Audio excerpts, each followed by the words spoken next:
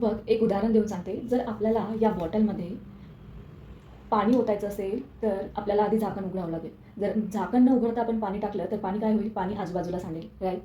जर आपल्याला या बॉटलमध्ये पाणी ओतायचं असेल, तर आपल्याला आधी झाकण उघडावं लागेल आणि नंतर पाणी या बॉटलमध्ये ओतावं लागेल, जेणेकरून पाणी ते या बॉटलमध्ये साठवलं जाईल.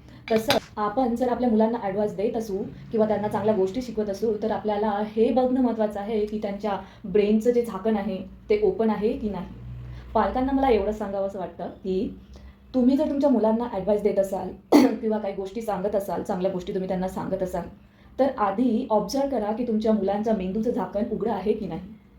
मीन्स जर आपला मुलगा किंवा मुलगी टीव्ही बघत असेल आणि आपण त्यांना सांगत असू, की काही गोष्टींवर, काही विषयावर आपण त्यांना ॲडवाइस देत असू, चांगल्या गोष्टी सांगत असू, तर ते तेव्हा तुमचं ऐकणार नाही. त्याचा त्यांच्या डोक्यांवर काही परिणाम होणार नाही.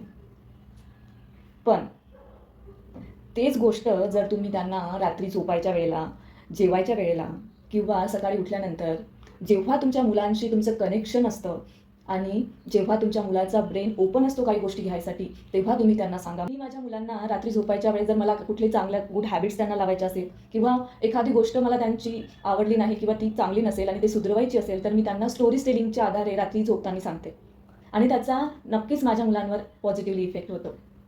म्हणूनच मी पालकांना एवढंच सांगते, जर तुमच्या मुलांच्या निगेटिव्ह सवयी तुम्हाला पॉझिटिव्ह वेनी अशा प्रकारे पालक आपल्या मुलांमध्ये पॉझिटिव्ह वेनी चांगले बदल घडवून आणू शकतात.